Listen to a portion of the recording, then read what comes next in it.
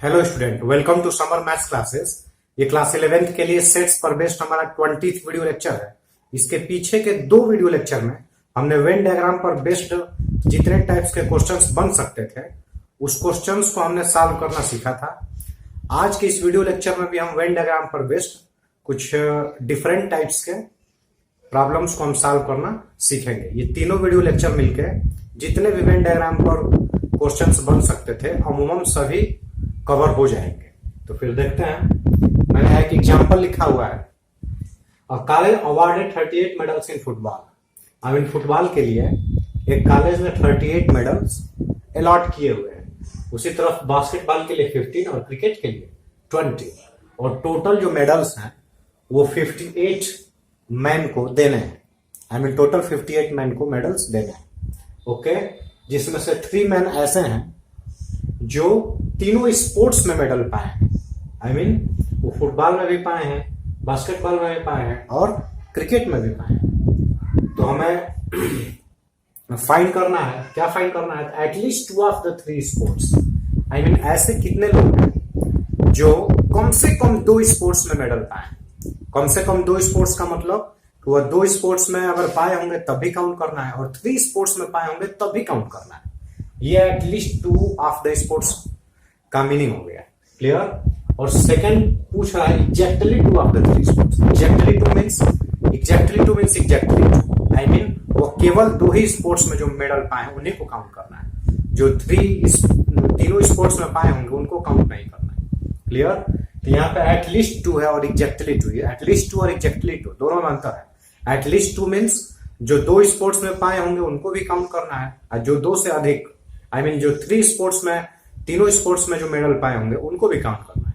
जबकि exactly 2 means 3 sports में जो मेडल पाए होंगे, ऑल द 3 स्पोर्ट्स में, उनको काउंट नहीं करना है। केवल 2 ही स्पोर्ट्स में जो पाए हैं उन्हीं को काउंट करना है। तो फिर देखते हैं ये सॉल्व कैसे होगा। पहले जो गिवन इन्फॉर्मेशन है उनको हम इधर लिख लेते हैं।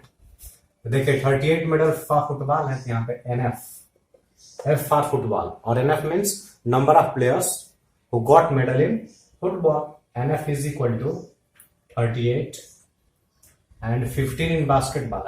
NB is equal to 15 and 20 in cricket. NC is equal to 20 and total 58 medal है।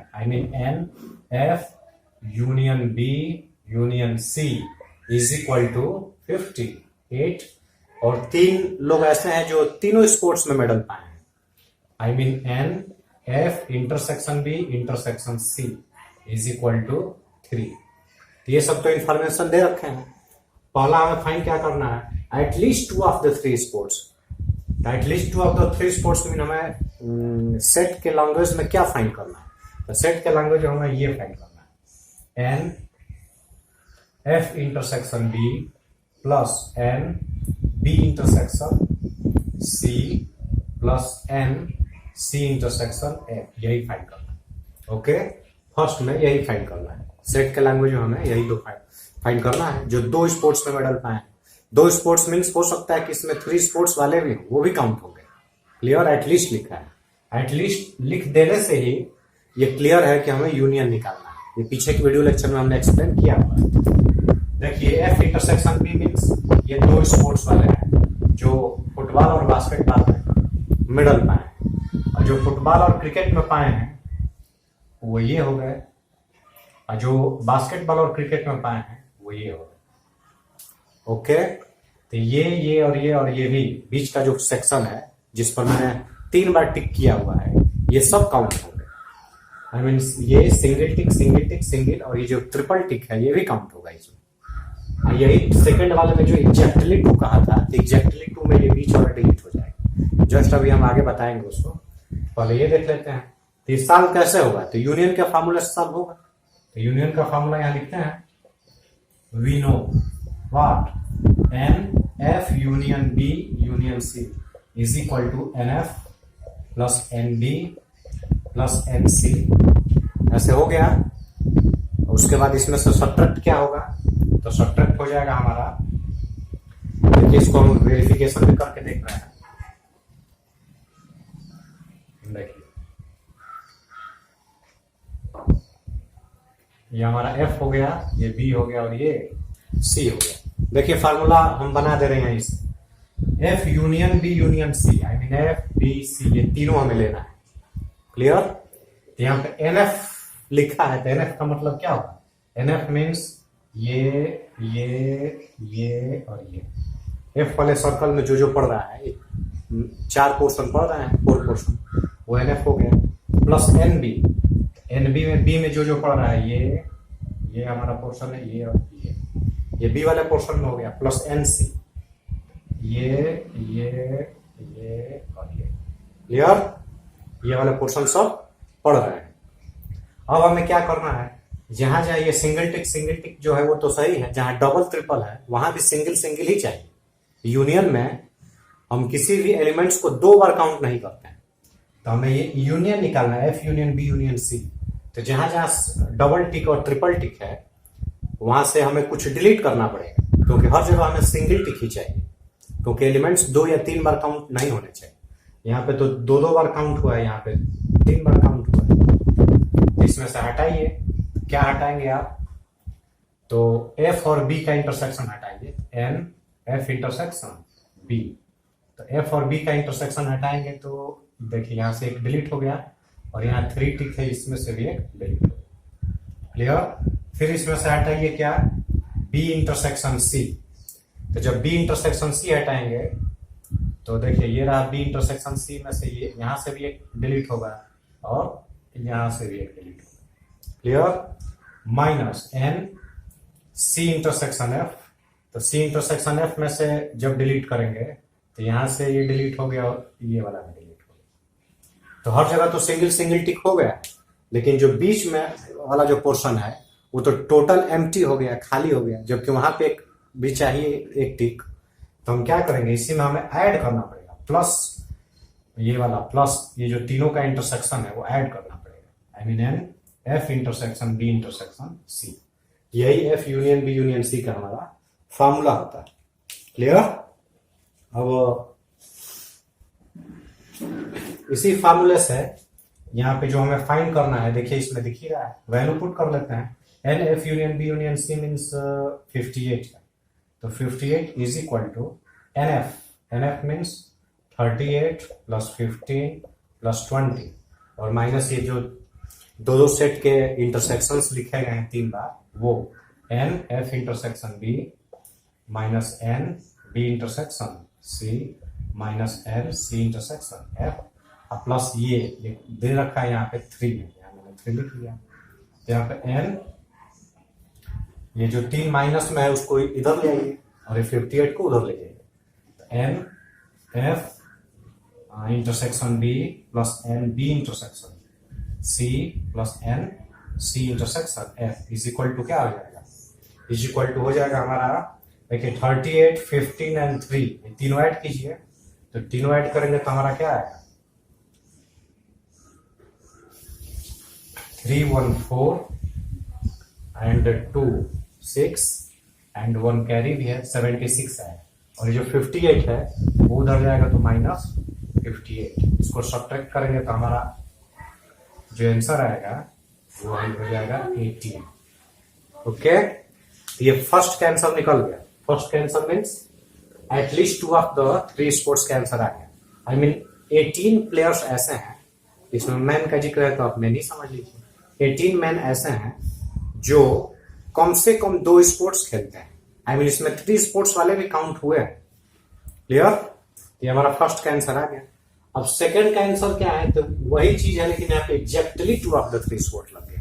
तो एग्जैक्टली के लिए क्या होगा? एग्जैक्टली के लिए जो हमारा ये बीच का जो पोर्शन है ये वाला नहीं रहेगा। ओके, एग्जैक्टली 2 में क्या क्या आएगा? चलिए इसको हम इरेज कर दे रहे हैं, फिर उसको भी देखते हैं। एग्जैक्टली 2 में क्या आएगा? देखिए एग्जैक्टली 2 में हमारा आएगा, एग्जैक्टली 2 में ये काउंट होगा, ये काउंट होगा और ये काउंट होगा, लेकिन ये वाला पोर्शन काउंट नहीं होगा, क्योंकि वो तो ऑल द 3 स्पोर्ट्स के लिए हो गए। आई मीन जो तीनों स्पोर्ट्स खेलते हैं या तीनों में जो मेडल पाए हैं उसके लिए ये। लेकिन यहाँ जो ग्रीन से टिक किया हो वो केवल फुटबॉल और बास्केटबॉल में जो मेडल पाए हैं उन्हीं को केवल रिप्रेजेंट कर रहा है। ये जो है वो फुटबॉल और क्रिकेट में जो केवल मेडल पाए हैं उनको रिप्रेजेंट कर रहा है। और ये जो टिक है वो बास्केटबॉल और क्रिकेट इन दोनों में जो मेडल पाए हैं उनको ये रिप्रेजेंट कर रहा है। इसमें ये सिंगल टिक जो है हट जाएगा। क्लियर? तो देखिए इसके लिए फार्मूला हमने लिखवाया भी है, लर्न है तो ठीक है, नहीं तो वेन डायग्राम से फार्मूला बना के देखते हैं। तो सेकंड में क्या पूछा? Exactly two of. तो ये हो जाएगा हमारा the number of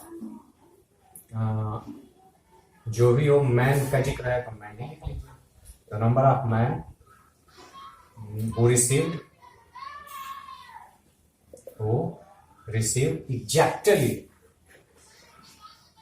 exactly two of the three sports.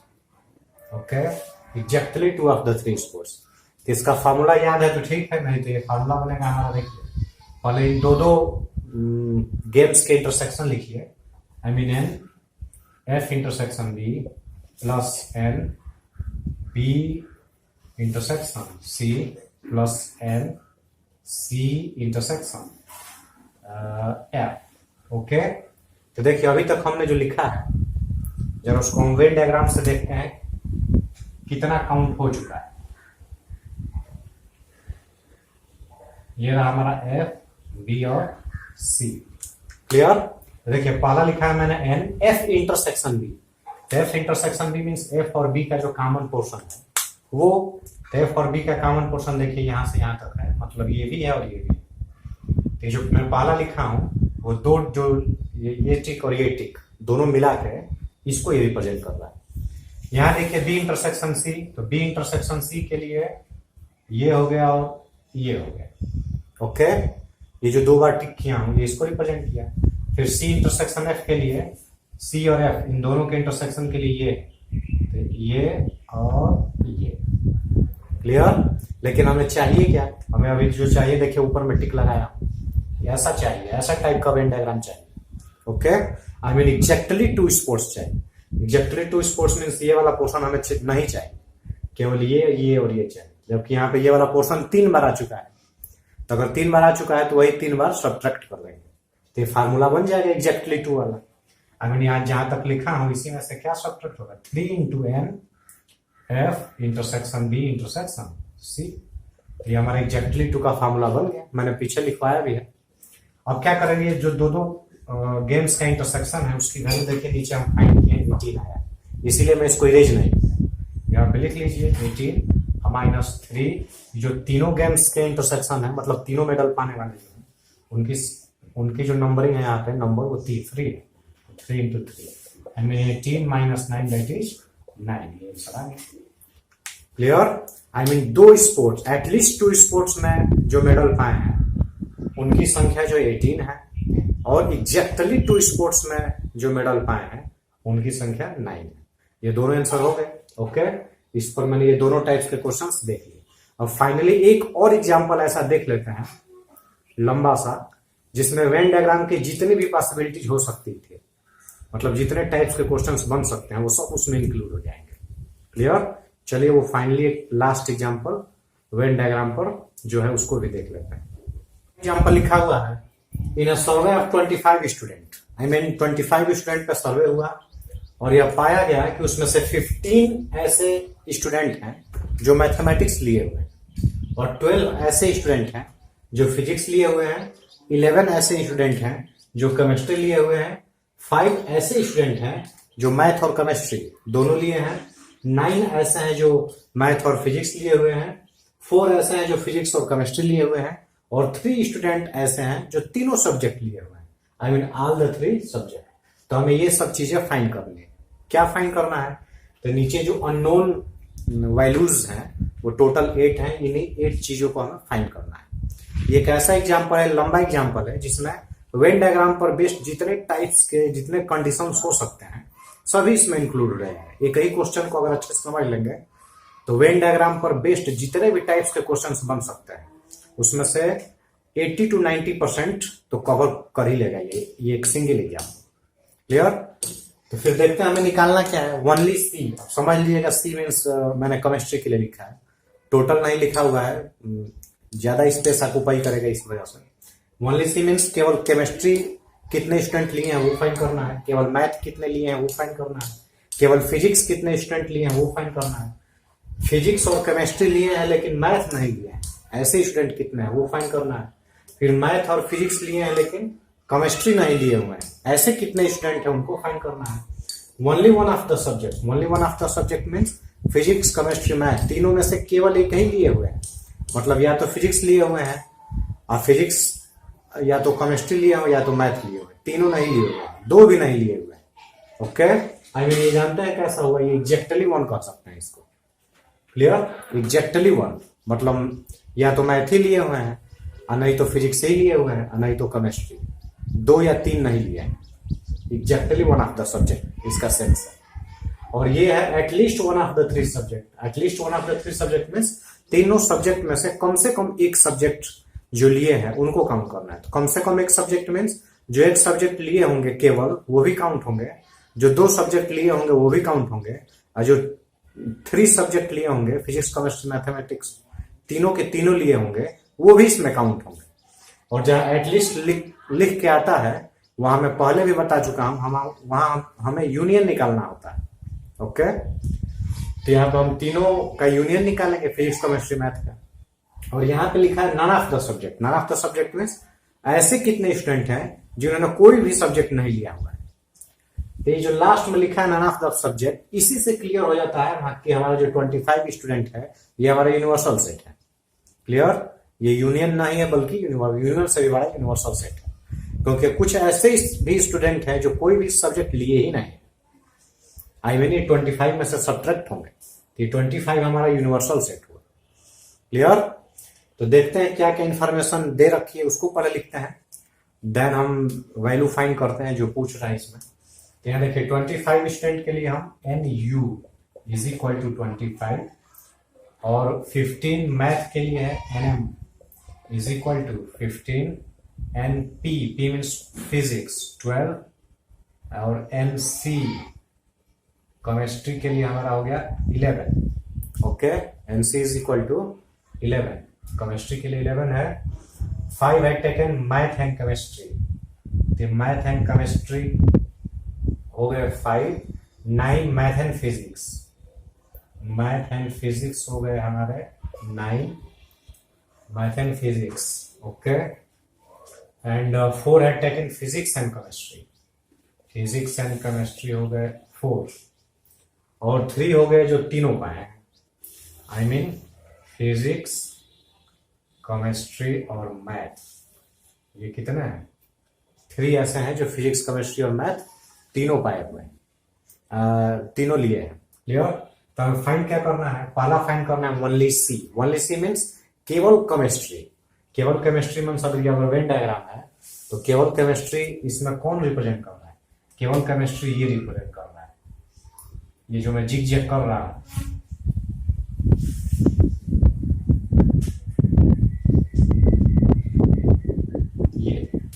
ये वाला जो पोर्शन है वही केवल ओनली केमिस्ट्री को रिप्रेजेंट कर रहा है। आज उसमें एक भी फिजिक्स वाले नहीं चाहिए और एक भी मैथ वाले नहीं चाहिए। तो फिर देखते हैं ये कैसे निकलेगा। पहले सेट्स के फार्मूले से करेंगे, उसके बाद सेकेंड मेथड जो हम सभी क्वेश्चंस को करते चले आ रहे हैं, बताते भी हैं, उसको वेरिएबल्स पुट करके ABC वेन डायग्राम बना के तब भी कर सकते हैं, वो इजी पड़ता है। लेकिन हम पहले सेट्स के फार्मूले से इसको समझते हैं कैसे होगा। तो देखिए ओनली NC का क्या मतलब हुआ। First only NC, only NC का मतलब हुआ कि मैथ और फिजिक्स नहीं चाहिए। इसका जो रिप्रेजेंटेशन है वो ऐसे भी हो सकता है, ओनली NC कहिए या NC तो हमें चाहिए और मैथ फिजिक्स नहीं चाहिए। तो इंटरसेक्शन ये कॉम्प्लीमेंट ऑफ मैथ, फिर इंटरसेक्शन कॉम्प्लीमेंट ऑफ फिजिक्स, ऐसे भी लिख सकते हैं। क्लियर, यही है ओनली NC को ही ऐसे भी हम रिप्रेजेंट कर सकते हैं। मीन्स हमें केमिस्ट्री चाहिए, मैथ और फिजिक्स नहीं चाहिए, तीनों में इंटरसेक्शन ऐसे लगा ली।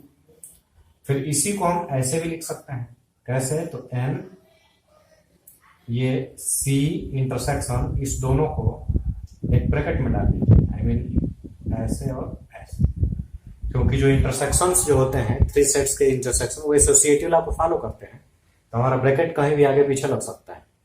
तो ऐसे इसको हम चाहे तो लिख सकते हैं।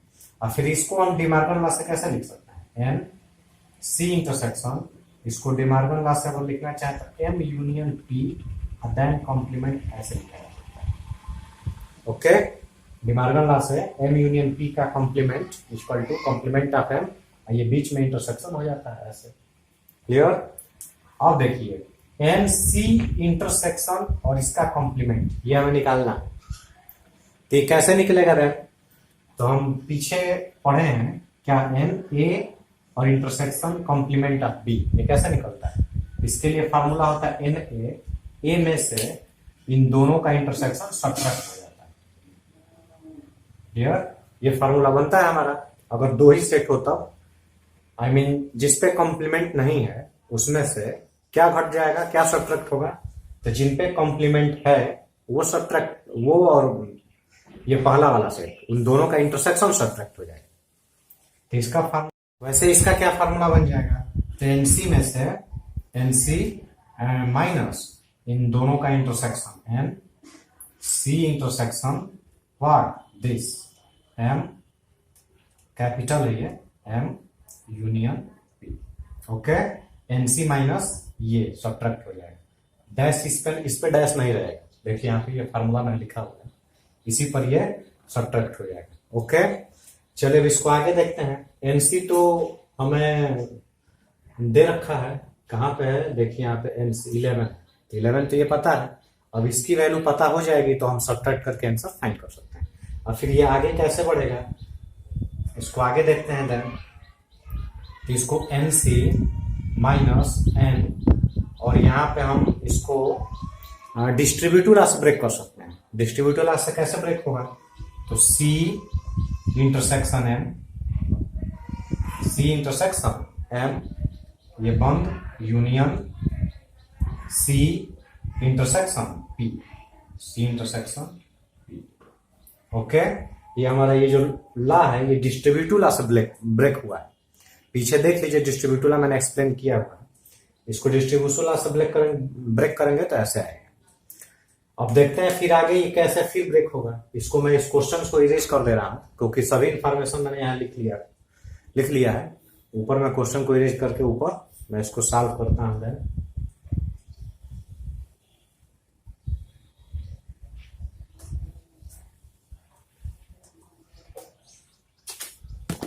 चलिए ओनली एन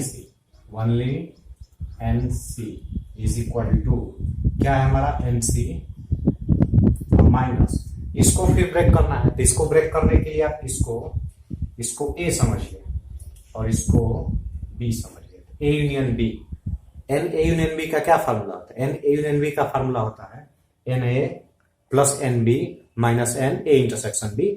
उसी पे इसको ब्रेक कर लीजिए, हमारा क्या हो जाएगा?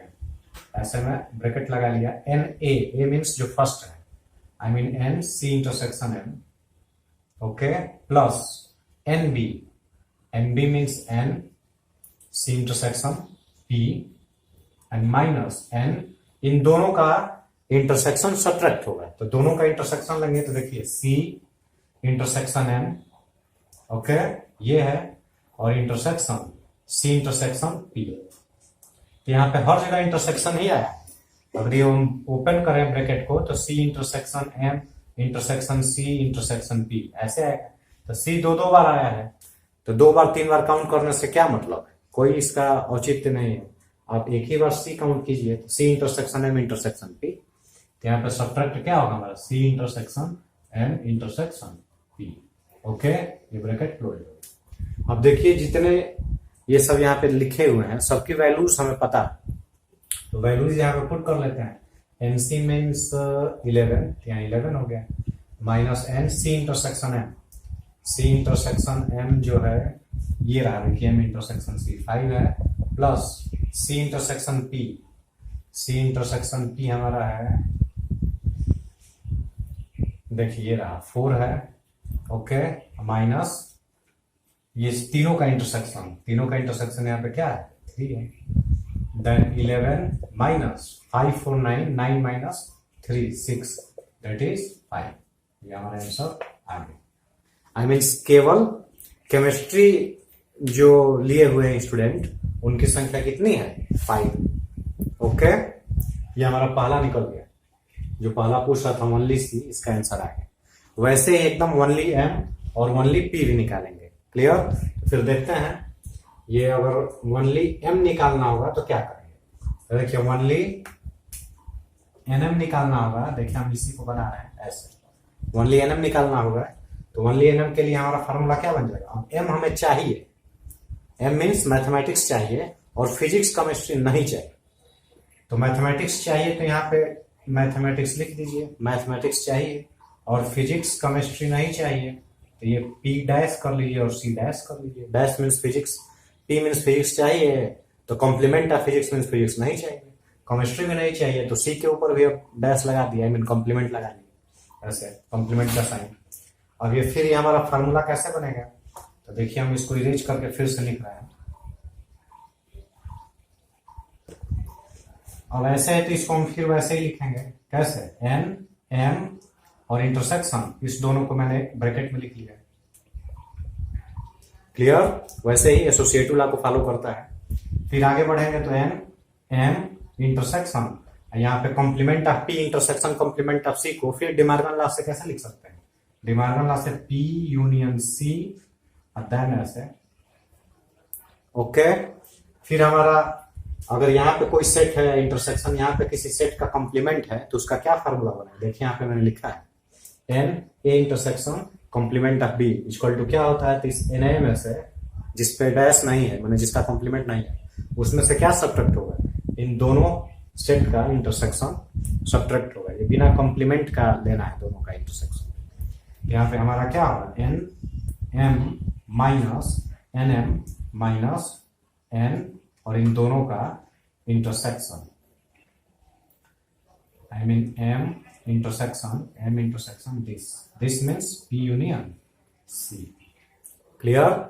अब यहाँ पे ये कैसे ब्रेक होगा, ये डिस्ट्रीब्यूटिव लॉ से ब्रेक होगा। डिस्ट्रीब्यूटिव लॉ से ब्रेक करेंगे तो क्या मिलेगा, एन, और यहाँ पे डिस्ट्रीब्यूटिव लॉ से ब्रेक होगा तो होगा M intersection P, M intersection P, फिर ये यूनियन, फिर एम इंटरसेक्शन सी। ओके, तो ये ब्रेक हो गया। अब इसको आप ए समझिए, ये जो पहला ब्रैकेट में लिखा गया ये ए है, ये जो दूसरा ब्रैकेट में लिखा गया क्या है, बी है। अब एन ए यूनियन बी का फॉर्मूला क्या होता है, N A plus N B है minus N A intersection B. तो फिर यहां पे वैसे ही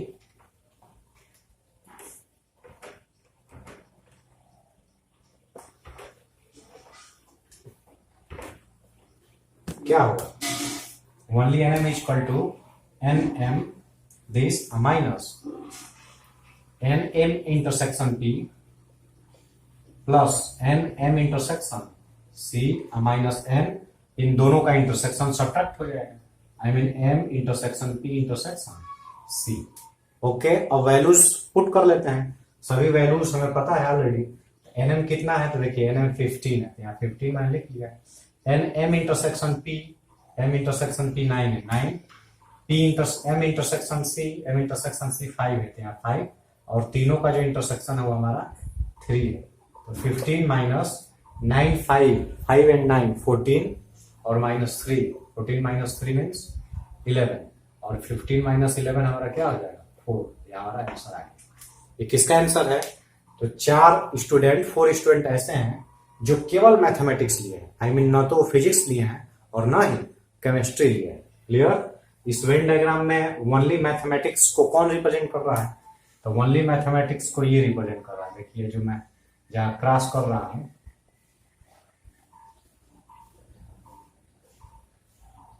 ये जो मैं क्रॉस बनाया हूं ये वाला, यही ओनली मैथमेटिक्स को रिप्रेजेंट कर रहा है। क्लियर? इसमें ये जो कॉमन पोर्शन है, इंटरसेक्टिंग पोर्शन, वो सब नहीं आएंगे। क्लियर? चलिए सेकंड का तो आंसर आ गया। अब थर्ड के लिए ओनली फिजिक्स देखते हैं। ठीक यही पैटर्न फिर फॉलो करेंगे। तो फिजिक्स के लिए क्या हो जाएगा हमारा, यहाँ पे अब हम पी लिख देंगे, यहाँ पे आ जाएगा फिजिक्स तो चाहिए और क्या नहीं चाहिए, फिजिक्स चाहिए और मैथ केमिस्ट्री नहीं चाहिए। तो यहाँ पे मैथ पर भी कॉम्प्लीमेंट हो जाएगा, केमिस्ट्री पे भी कॉम्प्लीमेंट हो जाएगा। फिर यहाँ पे हमारा क्या बन जाएगा, पी, और यहाँ पे वही एसोसिएटिव लॉ से इन दोनों को हम एक ब्रैकेट में कर लेंगे ऐसे। फिर यहाँ से हमारा क्या हो जाएगा, डिमार्गन लॉ से यहाँ पे फिर एम यूनियन सी का कॉम्प्लीमेंट।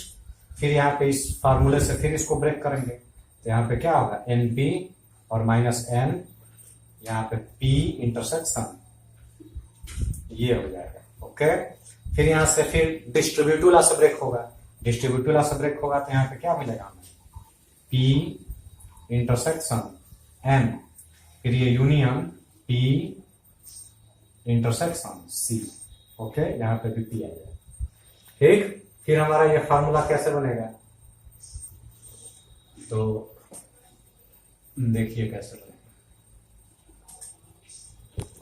एन पी और माइनस, अब ये एन ए यूनियन बी पे फिर ब्रेक होगा, N A plus N B minus N A intersection B, I mean N A means P intersection N, okay, plus N P intersection C ये वाला, और minus N, इन दोनों का intersection subtract होगा, I mean P intersection M intersection C. Okay, NP कितना है, NP means physics, तो फिजिक्स का ये रहा एनपी 12 है, यहाँ पे मैंने 12 लिख लिया। P intersection M, P intersection M देखिए 9 है, 9 plus P intersection C, P intersection C 4 है, और माइनस तीनों का इंटरसेक्शन 3 है। ओके, तो 12 माइनस 9 4, 9 एंड 4 हो जाएगा हमारा 13, 13 माइनस 3, 13 माइनस 3 10, दैट इज हमारा 2, ये आंसर आ गया। आई मीन 2 स्टूडेंट ऐसे हैं जो केवल फिजिक्स लिए है, आई मीन इसमें एक भी मैथ वाले नहीं है और एक भी केमिस्ट्री वाले नहीं है। ओके, यहाँ पे इस वेन डायग्राम में ओनली एनपी को कौन सा पोर्शन रिप्रेजेंट कर रहा है, तो ये वाला पोर्शन रिप्रेजेंट कर रहा है। कौन वाला पोर्शन, देखिए ये जो मैं कर रहा हूं जिगजैग बड़े से, ये वाला पोर्शन। ओके, ये ओनली फिजिक्स वाले को रिप्रेजेंट कर रहा है। क्लियर, तो ये तीनों के आंसर हमें निकल गए। एक का अगर अच्छे से समझे तो ये दोनों वैसे ही ये भी फाइंड हो जाएंगे। क्लियर, अब ये देखते हैं फोर्थ और फिफ्थ, ये दोनों एक ही पैटर्न पे है, तो फोर्थ और फिफ्थ देखते हैं, और फोर्थ वाला ट्राई करते हैं बैक। फोर्थ देखते हैं, फोर्थ में फिजिक्स और केमिस्ट्री तो चाहिए लेकिन मैथमेटिक्स नहीं चाहिए, तो इसका क्या सिंबल बनेगा सेट्स पे, तो ये बनेगा। फोर्थ में हमें फाइंड करना है फिजिक्स केमिस्ट्री चाहिए, and P intersection C, physics और केमिस्ट्री दोनों चाहिए और मैथ नहीं चाहिए, तो यहाँ पर मैथ पर हम ऐसे कॉम्प्लीमेंट लगा देंगे। ओके, यही इसका सिंबल हुआ। ये जो स्टेटमेंट के रूप में लिखा है उसको मैथमेटिकली ये सिंबल हम दे सकते हैं। ओके, अब देखते हैं इसी को फिर ऐसे भी लिखा जा सकता है एन, और चूंकि इंटरसेक्शन है तो एसोसिएटिव लॉ को फॉलो करता है, हम कोई भी दो एक ब्रैकेट में लिख सकते हैं, तो ये पी इंटरसेक्शन सी एक ब्रैकेट में लिख लीजिए, और ये इंटरसेक्शन कॉम्प्लीमेंट ऑफ दिस, ऐसे हो गया। अब फिर वही फार्मूले से ब्रेक होगा, कैसे है, एन ए इंटरसेक्शन दिस, इसका फार्मूला होता है N A minus N A intersection B, I mean जिस पे कॉम्प्लीमेंट नहीं वो उसी में से सब्ट्रैक्ट क्या होगा, इन दोनों का इंटरसेक्शन, तो यहाँ पे इस पे कॉम्प्लीमेंट नहीं है तो एन पी इंटरसेक्शन सी, इसमें से क्या सब्ट्रैक्ट होगा, इन दोनों का इंटरसेक्शन, इन दोनों का इंटरसेक्शन क्या हो जाएगा, इन दोनों का जो इंटरसेक्शन होगा पी इंटरसेक्शन सी या इंटरसेक्शन एम। ओके, देखिए इंटरसेक्शन लिया हूं, मतलब इंटरसेक्शन में ये हमारा डैश नहीं लिखा हुआ है, ये इंटरसेक्शन बी केवल लिखा हुआ है, तो यहाँ पर भी माइनस में जब हम दोनों का इंटरसेक्शन लेंगे तो एम के ऊपर डैश नहीं लेंगे। क्लियर, चलिए अब आगे देखते हैं पी इंटरसेक्शन सी क्या है, तो इसमें देखिए पी इंटरसेक्शन सी 4 है, तो 4 और तीनों का इंटरसेक्शन 3 है, आई मीन 1 आ गया। आई मीन 1 स्टूडेंट ऐसा है, एक स्टूडेंट केवल ऐसा है जो फिजिक्स और केमिस्ट्री दोनों लिया है लेकिन मैथमेटिक्स वो नहीं लिया। क्लियर, ये आंसर आ गया। चलिए इसी बेस्ड पर इसका आंसर निकालने का प्रयास करते हैं, जो हमारा फिफ्थ है। फिफ्थ क्या है, तो फिफ्थ में math and physics but not C, मतलब मैथ और फिजिक्स लिया हो और केमिस्ट्री नहीं लिया, मैथ और फिजिक्स लिया, आई मीन मैथ और फिजिक्स दोनों लिया हो और केमिस्ट्री नहीं लिया, तो सी पर मैंने डैश लगा ली, केमिस्ट्री नहीं लिया। ओके, अब इसका हमारा फार्मूला क्या बन जाएगा?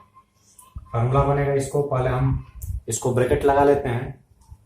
तो ब्रैकेट लगाएंगे तो जिस पर हमारा कॉम्प्लीमेंट नहीं है उसको एक ब्रैकेट में करते हैं ऐसे, और देन ऐसे। ओके, फिर इसी को हम ऐसे ब्रेक कर लेंगे। इस पूरे को आप ए समझिए और इसको हम बी समझिए। Then A intersection B dash क्या हो जाता है?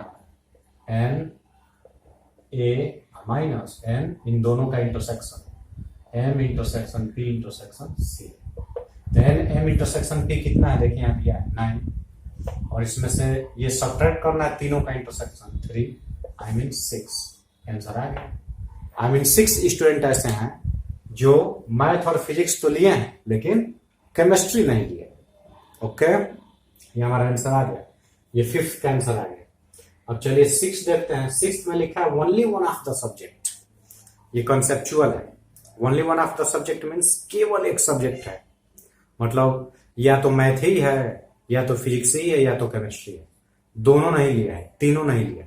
क्लियर? तो इसका एक सेट्स में मैंने फार्मूला की जो लिस्ट थी उस फार्मूले की लिस्ट मैंने लिखवाया भी। अगर याद है तो उसको सीधे लिख के हम वैल्यू पुट करके आंसर फाइंड कर लेंगे, और नहीं याद है तो वेन डायग्राम से बना के भी देख सकते हैं। चलिए देखते हैं फिर।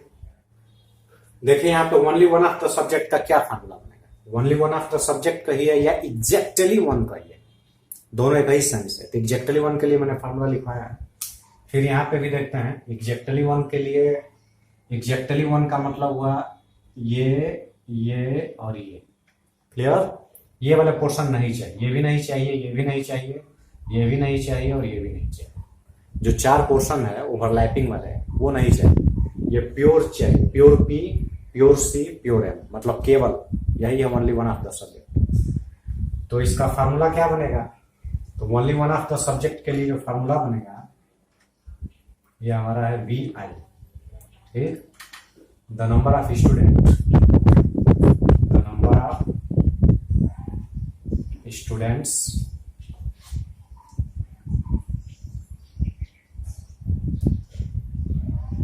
taken only one of the subjects, only one of the subjects is equal to क्या?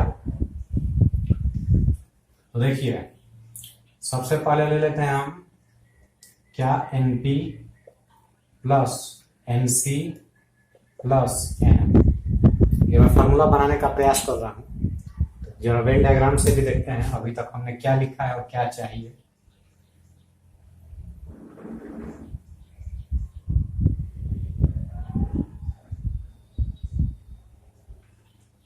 क्लियर?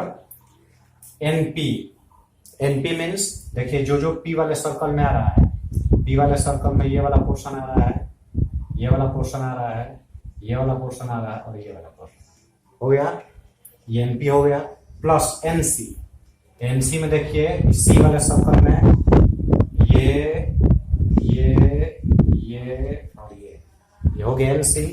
प्लस एनएम, तो प्लस एनएम मीन्स एम वाले पोर्शन में ये रहा, ये रहा, ये रहा और ये रहा।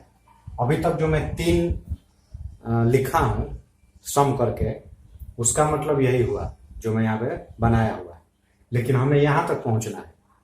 आई मीन ये बीच में ये सब टिक जो लगा हुआ है वो सब हमें नहीं चाहिए। हमें केवल यहाँ टिक और यहाँ टिक, यही 3 चाहिए। बाकी जो दिख रहा है वो सब नहीं चाहिए। यहाँ जो 2 बार दिख रहा है ये भी नहीं चाहिए, यहाँ 2 बार दिख रहा है ये भी नहीं चाहिए, ये जो 2 बार दिख रहा है ये भी नहीं चाहिए, और यहाँ जो 3 बार दिख रहा है वो भी नहीं चाहिए। आई मीन हमें यहाँ तक तीनों जो सम करके लिखे हैं इसमें से हमें सब्ट्रैक्ट करना पड़ेगा। तो देखिए क्या सब्ट्रैक्ट करना पड़ेगा? तो माइनस इन दोनों का इंटरसेक्शन सब्ट्रैक्ट कीजिए, एन पी इंटरसेक्शन सी। तो जब पी इंटरसेक्शन सब्ट्रैक्ट करेंगे तो क्या इसमें से हटेगा? तो पी और सी में जो इंटरसेक्टिंग एरिया है ये एक बार हट गया और यहां से भी एक बार हट गया, क्योंकि पी इंटरसेक्शन सी में यहां से लेके यहां तक पोर्शन था। तो जब सब्ट्रैक्ट किए तो ये वाला भी एक पोर्शन हट गया एक बार और ये वाला भी एक पोर्शन हट गया। ठीक, फिर माइनस देखिए, लेकिन हमें तो ये वाला भी हटाना है। तो ये वाला हटाना है तो 2 बार सब्ट्रैक्ट कर लीजिए। आई मीन ऐसे 2 लिख देंगे, 2 लिख देंगे तो एक बार और सब्ट्रैक्ट हो जाएगा। देखिए हट गया। देखा, अब ये खाली हो गया, ये खाली चाहिए भी, तो ये तो खाली हो गया, ये सब भी खाली हमें करना है। तो फिर -2 ही लिखिए और उसके बाद n C इंटरसेक्शन m कर लीजिए, C इंटरसेक्शन m। तब C इंटरसेक्शन m वो भी 2 बार, तो C इंटरसेक्शन m मीन्स यहाँ पे देखिए ये वाला, ठीक, और 2 बार सब्ट्रैक्ट करना है। तो यहाँ पे तो 2 टिक है तो ये दोनों हट गया, लेकिन यहाँ पे तो एक ही बार टिक है, तो एक बार हट गया और एक बार क्या हो गया, एक बार हम पे कर्ज हो गया, याद रखिएगा। मतलब जो था ही नहीं फिर भी सब्ट्रैक्ट हुआ है, तो हमें उसको बैलेंस करने के लिए फिर ऐड करना पड़ेगा एक बार। तो इसके लिए मैंने एक यहाँ पे गोल सर्कल बनाएंगे, ये याद रखने के लिए कि यहाँ जो तीनों का इंटरसेक्शन है उसको हमें भी एक बार जोड़ना है, क्योंकि वो था नहीं और एक बार सब्ट्रैक्ट हो गया, मतलब एक बार हम पे कर्ज हो गया। फिर -2n P इंटरसेक्शन m। तो जब P इंटरसेक्शन m का भी 2 गुना सब्ट्रैक्ट करेंगे 2 बार, तो P इंटरसेक्शन m में तो ये जो 2 टिक है वो हट जाएगा, ये वाला। लेकिन यहाँ पे 2 बार कहाँ है कि हटेगा, वहां पर तो एक बार भी नहीं, एक बार तो कर्ज है, और फिर 2 बार हटा रहे हैं। आई मीन हमें 2 सर्कल बना लीजिए, आई मीन 2 बार फिर ऐड करना पड़ेगा बैलेंस करने के लिए। तो यहाँ पे जो बीच का जो तीनों में जो इंटरसेक्शन था उसको वहां पे 3 सर्कल है, आई मीन उसको 3 बार ऐड करेंगे तब ये हमारा इक्वेशन बैलेंस हो। तो यहाँ पे प्लस करके 3n, यहाँ तीनों का intersection P intersection C intersection m, यही एग्जैक्टली 1 का फार्मूला है, ठीक। अगर ये फार्मूला याद है तो सीधे लिख लीजिए, सीधे लिख के वैल्यू पुट करके आंसर फाइंड कर लीजिए। और ये क्यों ये सब सब्ट्रैक्ट हुआ है, फिर ये क्यों 3 टाइम्स ऐड हुआ है, उसको समझने के लिए मैंने यहाँ पे एक्सप्लेन किया। ओके, फिर आप वैल्यू पुट कीजिए। np मीन्स, देखिए np means 12, nc 11, nm 15 minus 2 into p intersection c 4 minus 2 into c intersection m minus 2 into p intersection m, okay, और प्लस 3 इंटू तीनों का इंटरसेक्शन, ये रहा।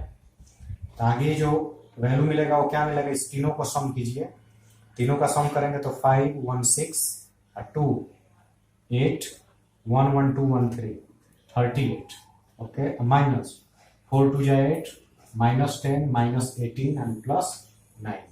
अभी 38 और 9 ये दोनों जब ऐड होगा तो क्या मिलेगा 47 और माइनस 36, ये सब्ट्रैक्ट होकर हमारा 11 मिल गया।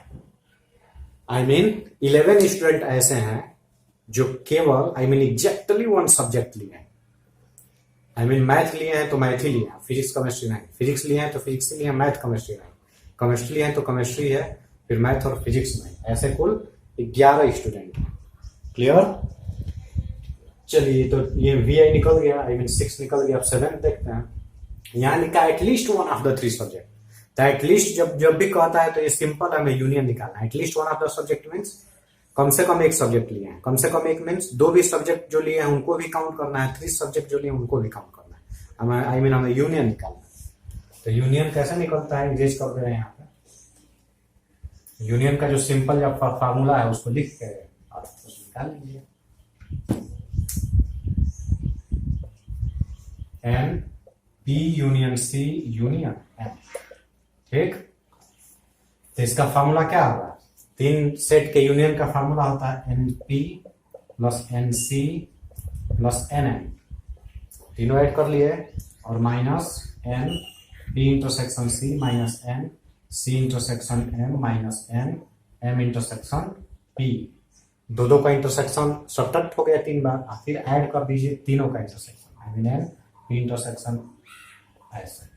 और सब वैल्यू पुट कर लीजिए। NP means 12 plus NC 11 plus NM 15 minus P intersection C, देखिए यहाँ P इंटरसेक्शन C क्या है 4 minus C intersection M, C intersection M 5, M intersection P, M intersection P 9 plus तीनों का इंटरसेक्शन ऐड करेंगे 5 1 6 6 2 8 1 1 2 and 1 38 और माइनस ये तीनों ऐड हो जाएगा तो मेरा 18 आएगा प्लस 3, तो ये 38 एंड 3 41 माइनस 18 23।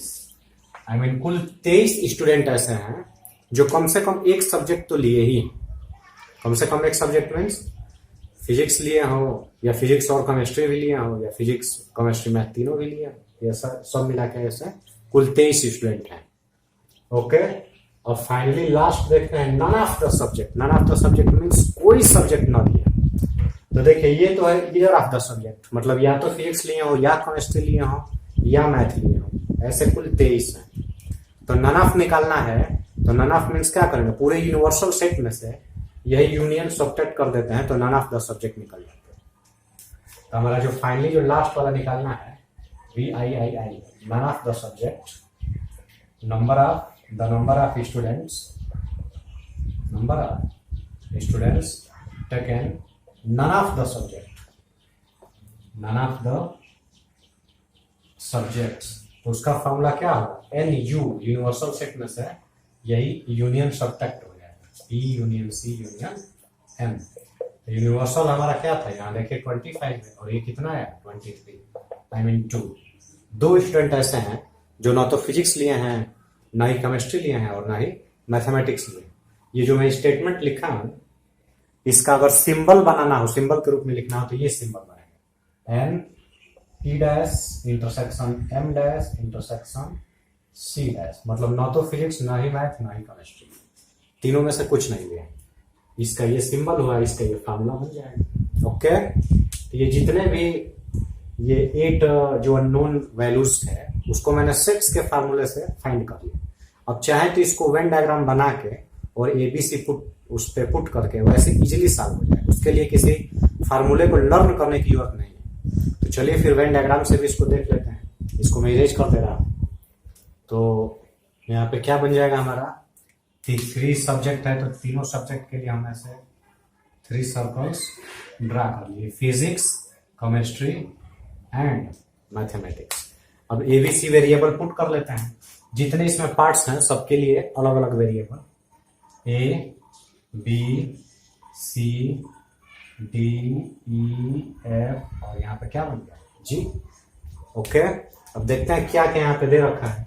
यहाँ देखिए NU हमारा 25 है, ये यूनिवर्सल सेट हो गया। आई मीन ABCDEFG सबको जोड़ने के बाद भी एक्स्ट्रा कुछ है, वो मिला के पूरा हमारा 25। NM हमारा 15 है, तो NM 15 है तो इससे हमें क्या मिलेगा, NM मीन्स मैथ वाला 15 है।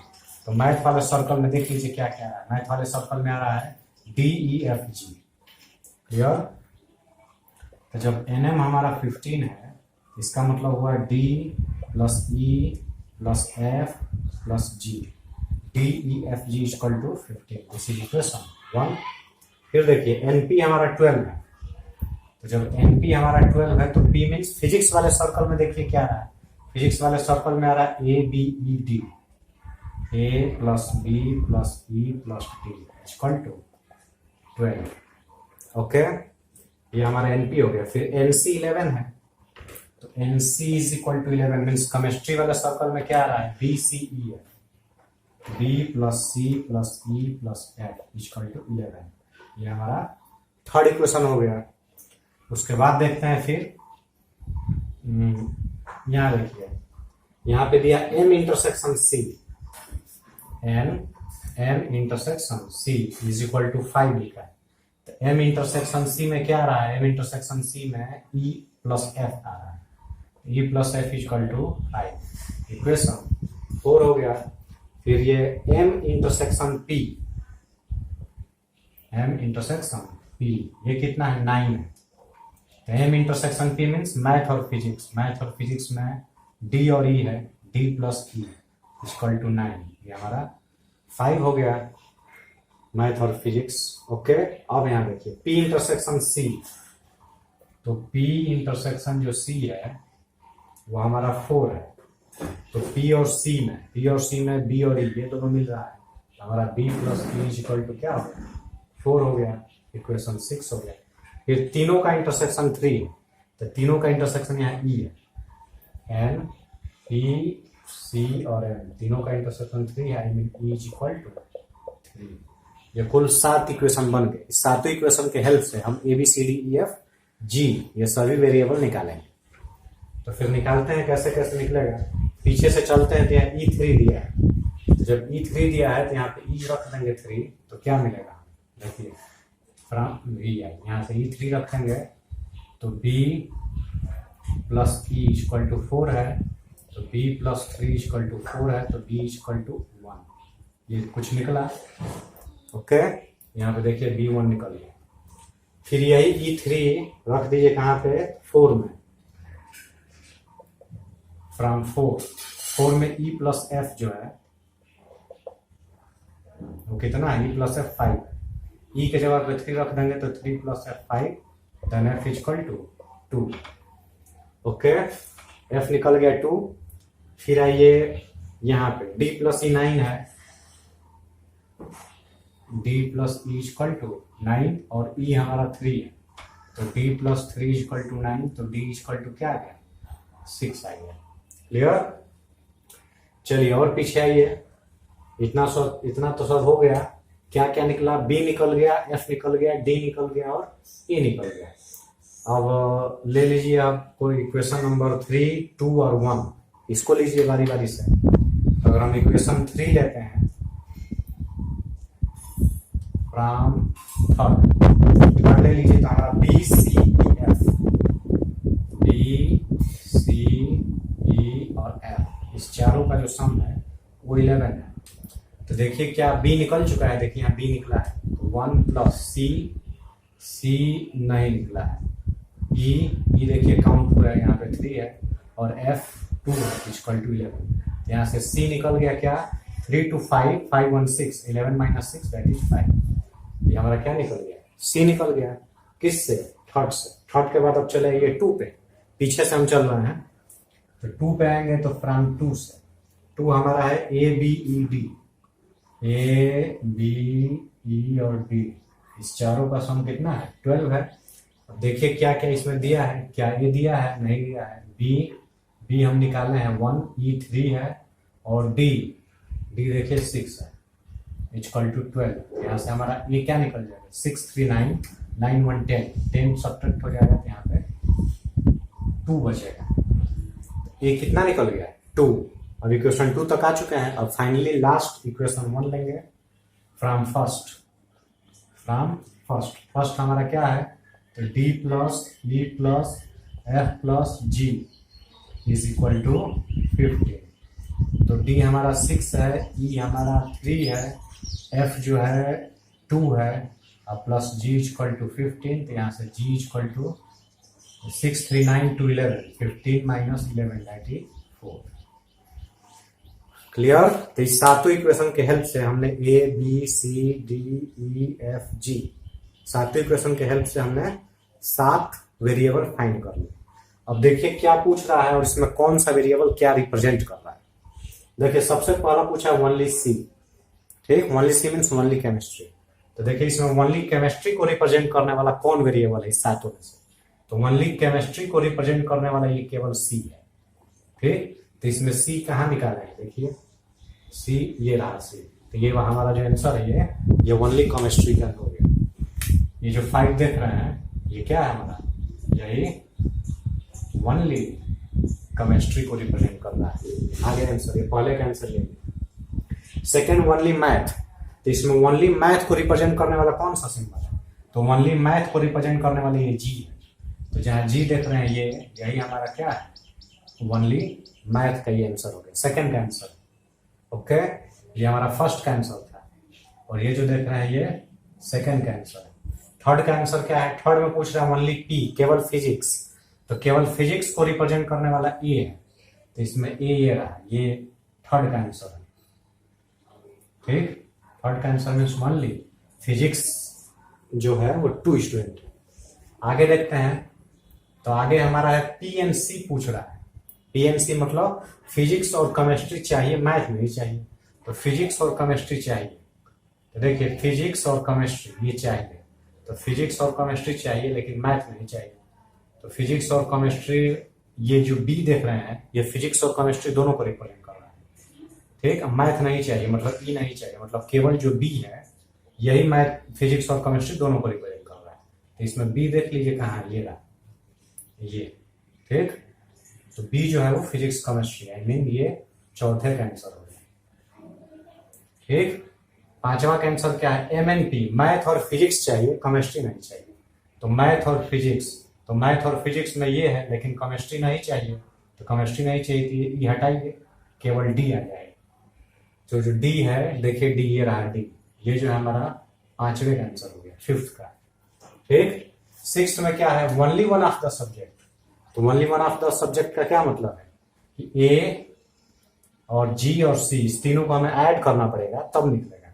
ए और जी और सी ऐड कीजिए, तो ए हमारा है 2 और जी है, जी कहाँ है इसमें, जी रहा 4, 2 and 4 6 और +5 11। इसका आंसर क्या हो जाएगा, 11 होगा। तीनों को ऐड करना पड़ेगा, तीनों मैंने जोड़ लिया, 11 आ गया। और at least one of the 3 subject means, at least one of the 3 subject means कम से कम एक सब्जेक्ट, मैंने एक वाला भी जोड़ना है, 2 वाला भी जोड़ना है, 3 वाला। आई मीन हमें A + B + C + D + E + F + G सब काउंट करना है, एक सब्जेक्ट वाला भी, 2 वाला भी, 3 वाला। तो सब जोड़ लीजिए इसमें, ABCDEFG सब निकाला जा चुका है, सबको जोड़ लीजिए, तो हो जाएगा इसका आंसर। और यहाँ पे पूछा नन ऑफ द सब्जेक्ट, तो none of the subject means ये सबको जोड़ने से 23 आएगा, अभी मैं पीछे किया था, सबको जोड़ने से 23 आएगा। और टोटल 25 स्टूडेंट है, जिसमें से 23 कुछ ना कुछ लिए हैं, कोई ना कोई सब्जेक्ट तीनों में से। तो 2 ऐसे बचे जो कुछ नहीं लिए हैं, तो यहाँ पे जो नन ऑफ द सब्जेक्ट निकालना होगा, तो उसी 25 में से क्या घटा देंगे, 23 सब्जेक्ट हो जाएगा, तो 2 आंसर आ जाएगा। ओके, तो ये वेन डायग्राम हम इजीली किसी भी वेन डायग्राम पर बेस्ड क्वेश्चंस को सॉल्व कर सकते हैं। इसके लिए सेट्स के फार्मूले लर्न करने की कोई जरूरत नहीं है। क्लियर? तो ये थोड़ा लंबा एग्जाम्पल था, जिसको हमने दोनों मेथड से करना सीखा। अब जितने भी वेन डायग्राम पर बेस्ड क्वेश्चंस बन सकते थे, सब इस एग्जाम्पल में और पीछे के लेक्चर में जो मैंने एग्जाम्पल सॉल्व कराए हैं, सब उस पर बेस्ड मोस्टली क्वेश्चंस हैं।